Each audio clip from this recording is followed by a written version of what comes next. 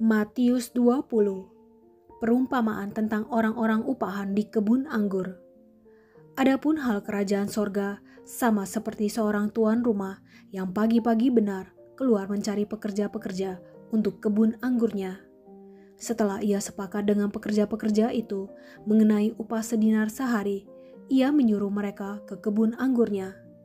Kira-kira pukul 9 pagi, ia keluar pula dan dilihatnya ada lagi orang-orang lain menganggur di pasar.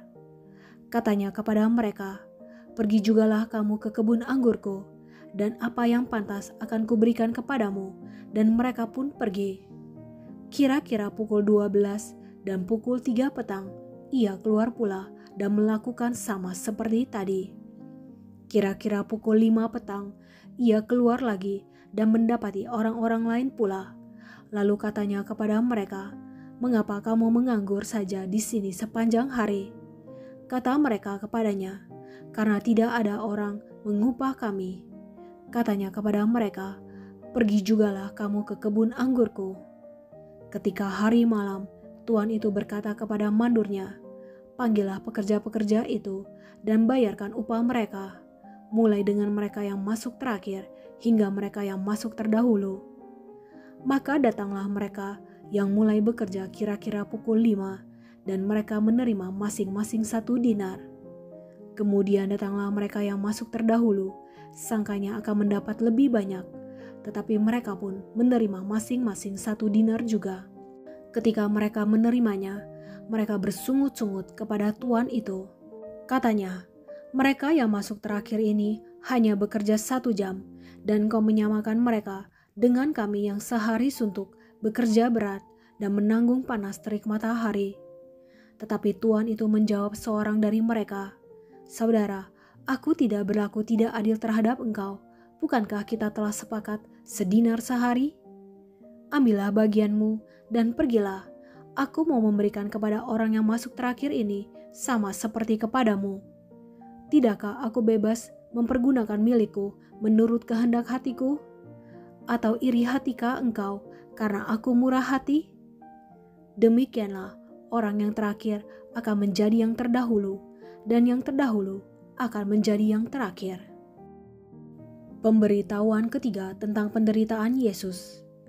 Ketika Yesus akan pergi ke Yerusalem, ia memanggil ke-12 muridnya tersendiri dan berkata kepada mereka di tengah jalan, "Sekarang kita pergi ke Yerusalem, dan Anak Manusia akan diserahkan kepada imam-imam kepala dan ahli-ahli Taurat, dan mereka akan menjatuhi dia hukuman mati. Dan mereka akan menyerahkan dia kepada bangsa-bangsa yang tidak mengenal Allah, supaya ia diolok-olokkan, disesah dan disalibkan, dan pada hari ketiga ia akan dibangkitkan." Permintaan ibu Yakobus dan Yohanes, bukan memerintah, melainkan melayani. Maka datanglah ibu anak-anak Zebedius serta anak-anaknya itu kepada Yesus, lalu sujud di hadapannya untuk meminta sesuatu kepadanya. Kata Yesus, "Apa yang kau kehendaki?" Jawabnya, "Berilah perintah supaya kedua anakku ini boleh duduk kelak di dalam kerajaanmu, yang seorang di sebelah kananmu dan yang seorang lagi di sebelah kirimu." Tetapi Yesus menjawab, katanya, "Kamu tidak tahu apa yang kamu minta. Dapatkah kamu meminum cawan yang harus kuminum?" Kata mereka kepadanya, "Kami dapat." Yesus berkata kepada mereka, "Cawanku memang akan kamu minum, tetapi hal duduk di sebelah kananku atau di sebelah kiriku, aku tidak berhak memberikannya. Itu akan diberikan kepada orang-orang bagi siapa Bapakku telah menyediakannya." Mendengar itu, marahlah ke-10 murid yang lain kepada kedua saudara itu. Tetapi Yesus memanggil mereka lalu berkata, "Kamu tahu bahwa pemerintah-pemerintah bangsa-bangsa memerintah rakyatnya dengan tangan besi, dan pembesar-pembesar menjalankan kuasanya dengan keras atas mereka. Tidaklah demikian di antara kamu. Barang siapa ingin menjadi besar di antara kamu, hendaklah ia menjadi pelayanmu. Dan barang siapa ingin menjadi terkemuka di antara kamu, hendaklah ia menjadi hambamu. Sama seperti Anak Manusia datang bukan untuk dilayani, melainkan untuk melayani dan untuk memberikan nyawanya menjadi tebusan bagi banyak orang. Yesus menyembuhkan 2 orang buta. Dan ketika Yesus dan murid-muridnya keluar dari Yeriko, orang banyak berbondong-bondong mengikuti dia. Ada 2 orang buta yang duduk di pinggir jalan mendengar bahwa Yesus lewat. Lalu mereka berseru, "Tuhan, Anak Daud, kasihanilah kami." Tetapi orang banyak itu menegur mereka supaya mereka diam. Namun mereka makin keras berseru, katanya, "Tuhan, Anak Daud, kasihanilah kami." Lalu Yesus berhenti dan memanggil mereka. Ia berkata, "Apa yang kamu kehendaki supaya aku perbuat bagimu?" Jawab mereka, "Tuhan, supaya mata kami dapat melihat." Maka tergeraklah hati Yesus oleh belas kasihan. Lalu ia menjamah mata mereka, dan seketika itu juga mereka melihat lalu mengikuti dia. Matius 21. Yesus dielu-elukan di Yerusalem. Ketika Yesus dan murid-muridnya telah dekat Yerusalem dan tiba di Beffatge yang terletak di Bukit Zaitun, Yesus menyuruh 2 orang muridnya dengan pesan, "Pergilah ke kampung yang di depanmu itu, dan di situ kamu akan segera menemukan seekor keledai betina tertambat dan anaknya ada dekatnya. Lepaskanlah keledai itu dan bawalah keduanya kepadaku. Dan jikalau ada orang menegur kamu, katakanlah, Tuhan memerlukannya, ia akan segera mengembalikannya." Hal itu terjadi supaya genaplah firman yang disampaikan oleh Nabi. "Katakanlah kepada putri Sion, lihat, rajamu datang kepadamu. Ia lemah lembut dan mengendarai seekor keledai. Seekor keledai beban yang mudah." Maka pergilah murid-murid itu dan berbuat seperti yang ditugaskan Yesus kepada mereka.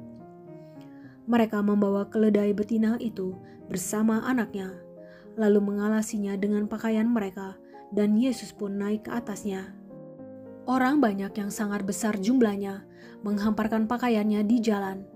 Ada pula yang memotong ranting-ranting dari pohon-pohon dan menyebarkannya di jalan. Dan orang banyak yang berjalan di depan Yesus dan yang mengikutinya dari belakang berseru, katanya, "Hosana bagi Anak Daud, diberkatilah dia yang datang dalam nama Tuhan, Hosana di tempat yang maha tinggi." Dan ketika ia masuk ke Yerusalem, gemparlah seluruh kota itu, dan orang berkata, "Siapakah orang ini?" Dan orang banyak itu menyahut, "Inilah Nabi Yesus dari Nazaret di Galilea." Yesus menyucikan bait Allah. Lalu Yesus masuk ke bait Allah dan mengusir semua orang yang berjual beli di halaman bait Allah.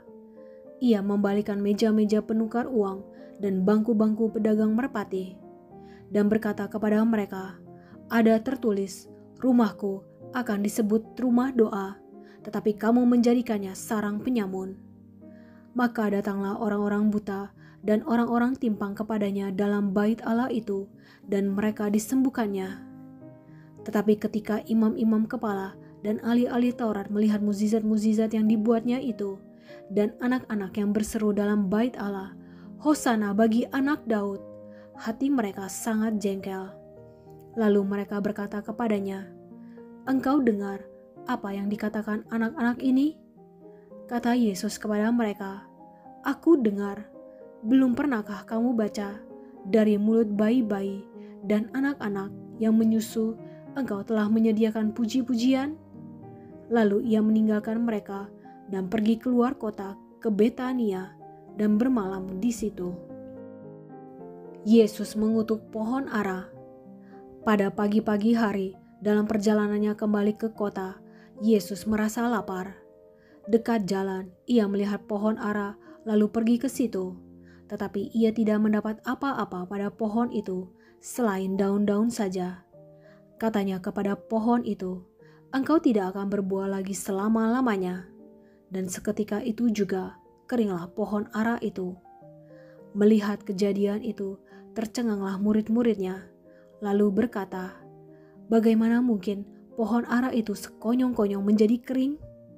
Yesus menjawab mereka, "Aku berkata kepadamu, sesungguhnya jika kamu percaya dan tidak bimbang, kamu bukan saja akan dapat berbuat apa yang kuperbuat dengan pohon ara itu, tetapi juga jikalau kamu berkata kepada gunung ini, beranjaklah dan tercampaklah ke dalam laut, hal itu akan terjadi. Dan apa saja yang kamu minta dalam doa dengan penuh kepercayaan, kamu akan menerimanya." Pertanyaan mengenai kuasa Yesus. Lalu Yesus masuk ke bait Allah, dan ketika ia mengajar di situ, datanglah imam-imam kepala serta tua-tua bangsa Yahudi kepadanya dan bertanya, "Dengan kuasa manakah engkau melakukan hal-hal itu? Dan siapakah yang memberikan kuasa itu kepadamu?" Jawab Yesus kepada mereka, "Aku juga akan mengajukan satu pertanyaan kepadamu, dan jikalau kamu memberi jawabnya kepadaku, aku akan mengatakan juga kepadamu dengan kuasa manakah aku melakukan hal-hal itu. Dari manakah baptisan Yohanes? Dari sorga atau dari manusia?" Mereka memperbincangannya di antara mereka dan berkata, "Jikalau kita katakan dari sorga, ia akan berkata kepada kita, 'Kalau begitu, mengapakah kamu tidak percaya kepadanya?' Tetapi jikalau kita katakan dari manusia, kita takut kepada orang banyak, sebab semua orang menganggap Yohanes ini nabi." Lalu mereka menjawab Yesus, "Kami tidak tahu." Dan Yesus pun berkata kepada mereka, "Jika demikian, aku juga tidak mengatakan kepadamu dengan kuasa manakah aku melakukan hal-hal itu." Perumpamaan tentang dua orang anak. Tetapi apakah pendapatmu tentang ini? Seorang mempunyai dua anak laki-laki. Ia pergi kepada anak yang sulung dan berkata, "Anakku, pergi dan bekerjalah hari ini dalam kebun anggur." Jawab anak itu, "Baik, Bapa," tetapi ia tidak pergi. Lalu orang itu pergi kepada anak yang kedua dan berkata demikian juga. Dan anak itu menjawab, "Aku tidak mau." Tetapi kemudian ia menyesal, lalu pergi juga. Siapakah di antara kedua orang itu yang melakukan kehendak ayahnya? Jawab mereka, "Yang terakhir." Kata Yesus kepada mereka, "Aku berkata kepadamu, sesungguhnya pemungut-pemungut cukai dan perempuan-perempuan sundal akan mendahului kamu masuk ke dalam kerajaan Allah. Sebab Yohanes datang untuk menunjukkan jalan kebenaran kepadamu, dan kamu tidak percaya kepadanya. Tetapi pemungut-pemungut cukai dan perempuan-perempuan sundal percaya kepadanya. Dan meskipun kamu melihatnya, tetapi kemudian kamu tidak menyesal, dan kamu tidak juga percaya kepadanya." Perumpamaan tentang penggarap-penggarap kebun anggur. Dengarkanlah suatu perumpamaan yang lain. Adalah seorang tuan tanah membuka kebun anggur dan menanam pagar sekelilingnya. Ia menggali lubang tempat memeras anggur dan mendirikan menara jaga di dalam kebun itu. Kemudian ia menyewakan kebun itu kepada penggarap-penggarap, lalu berangkat ke negeri lain. Ketika hampir tiba musim petik, ia menyuruh hamba-hambanya kepada penggarap-penggarap itu untuk menerima hasil yang menjadi bagiannya. Tetapi penggarap-penggarap itu menangkap hamba-hambanya itu. Mereka memukul yang seorang, membunuh yang lain, dan melempari yang lain pula dengan batu. Kemudian tuan itu menyuruh pula hamba-hamba yang lain, lebih banyak daripada yang semula, tetapi mereka pun diperlakukan sama seperti kawan-kawan mereka. Akhirnya ia menyuruh anaknya kepada mereka. Katanya, "Anakku akan mereka segani." Tetapi ketika penggarap-penggarap itu melihat anaknya itu, mereka berkata seorang kepada yang lain, "Ia adalah ahli waris, mari kita bunuh dia, supaya warisannya menjadi milik kita." Mereka menangkapnya dan melemparkannya keluar kebun anggur itu, lalu membunuhnya. Maka apabila tuan kebun anggur itu datang, apakah yang akan dilakukannya dengan penggarap-penggarap itu? Kata mereka kepadanya, "Ia akan membinasakan orang-orang jahat itu, dan kebun anggurnya akan disewakan kepada penggarap-penggarap lain yang akan menyerahkan hasilnya kepadanya pada waktunya." Kata Yesus kepada mereka, Belum pernahkah kamu baca dalam kitab suci? Batu yang dibuang oleh tukang-tukang bangunan telah menjadi batu penjuru. Hal itu terjadi dari pihak Tuhan, suatu perbuatan ajaib di mata kita. Sebab itu, aku berkata kepadamu, bahwa kerajaan Allah akan diambil daripadamu dan akan diberikan kepada suatu bangsa yang akan menghasilkan buah kerajaan itu. Dan barang siapa jatuh ke atas batu itu, ia akan hancur, dan barang siapa ditimpa batu itu, ia akan remuk. Ketika imam-imam kepala dan orang-orang Farisi mendengar perumpamaan-perumpamaan Yesus, mereka mengerti bahwa merekalah yang dimaksudkannya. Dan mereka berusaha untuk menangkap dia, tetapi mereka takut kepada orang banyak, karena orang banyak itu menganggap dia nabi.